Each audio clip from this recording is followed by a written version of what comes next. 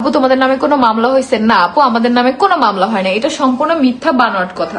তোমরা উকিলের পোস্টটা ভালোভাবে পড়বে, ওখানে কোনো মামলা হয় নাই। ওইখানে দুই পক্ষকে মিউচুয়াল করা হয়েছে। আমরা আমাদের লয়ার নিয়ে গেছি, ওরা ওদের লয়ার নিয়ে আসছে। এখানে জাস্ট এতটুকুই কথা হয়েছে যে আমাদের নিয়ে ও আর কোনো কথা বলবে না, আমরা ওদের নিয়ে আর কথা বলবো না। দুই পক্ষই মিউচুয়াল হয়েছে।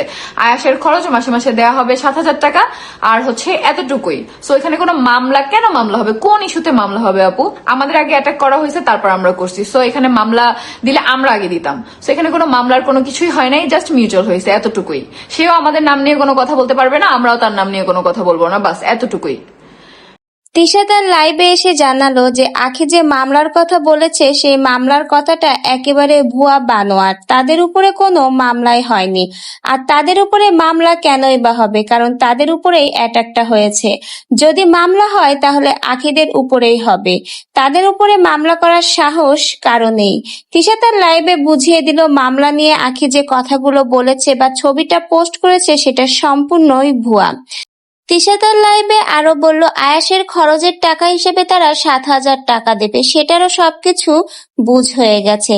তারা দুই পক্ষ মিলেই একসাথে বসে এই সিদ্ধান্ত নিয়েছে। তাহলে কি আখি এবং আহাদ এই দুই পক্ষ একসাথে বসে সবকিছু ঠিক করে নিয়েছে? আবারও কি দুই পক্ষ একসাথে মিল হয়ে যাচ্ছে? এই জন্য কি তিশা বারবার এসে তার লাইভে বলছে সামনের মাসের 3 তারিখে সকলের জন্য একটা গুড নিউজ আছে?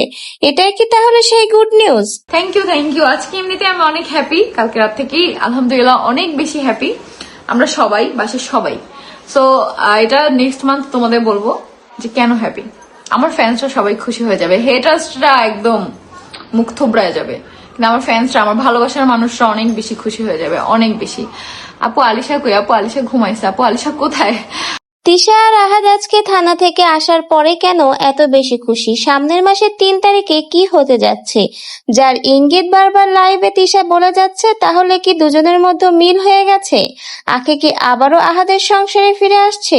এটারই কি ইঙ্গিত দিচ্ছে বারবার সামনের মাসের 3 তারিখের কথা বলে?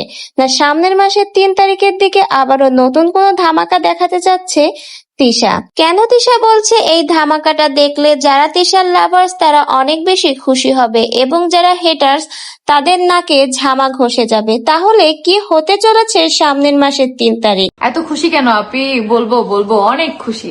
এর চেয়ে বেশি খুশি আমার মনে হয় না আর কিছুতে মানুষ হয়। সো আলহামদুলিল্লাহ, তোমার অনেক ভালো লাগে আপু। কি হতে যাচ্ছে সামনের মাসের 3 তারিখ? কি ধামাকা দেখাবে তিশা? কেনই বা বারবার লাইভে এসে সামনের মাসের 3 তারিখ নিয়ে এত বেশি খুশি প্রকাশ করছে তিশা? মূল ঘটনাটা কি? আসলে কি ঘটনা ঘটাতে চাচ্ছে তিশা? এখন শুধু সময়ের অপেক্ষা, সামনের মাসের 3 তারিখেই সকল কিছু দেখা যাবে।